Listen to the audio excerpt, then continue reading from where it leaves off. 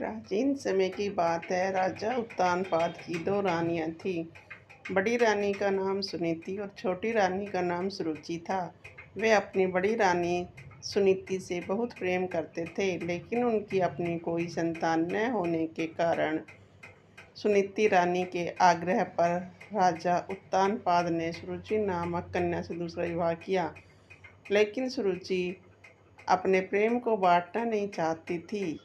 इस कारण वह सुनीति से द्वेष करने लगा। कुछ दिनों बाद दोनों रानियां गर्भवती हुई। सुनीति को ध्रुव व सुरुचि को उत्तम हुआ। एक दिन की बात थी। ध्रुव अपने पिता की गोद में खेल रहा था।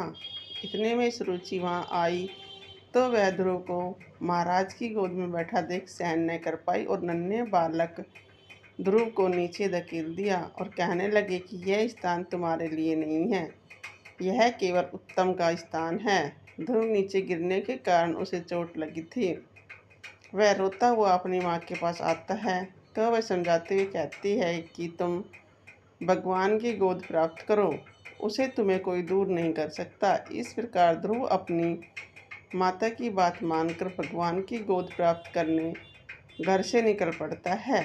रास्ते में उसे नारद मुनि मिलते हैं और सारी बात जानकर वे उसे नारायण मंत्र का उपदेश देकर उसे भगवान विष्णु की तपस्या करने कहते हैं।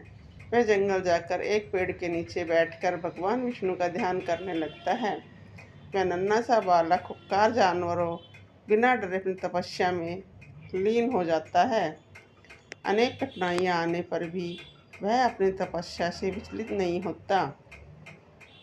इसके नारायण मंत्र के उच्चारण से विष्णु का आसन हिलने लगा और विष्णु उसकी तपस्या से प्रसन्न होकर वर मांगने को कहते हैं।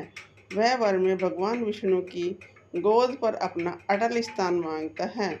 वे उसे वर देकर कहते हैं कि तुम उत्तर दिशा में ध्रुव तारा बनकर अपना अटल स्थान प्राप्त करो। उस दिन से इस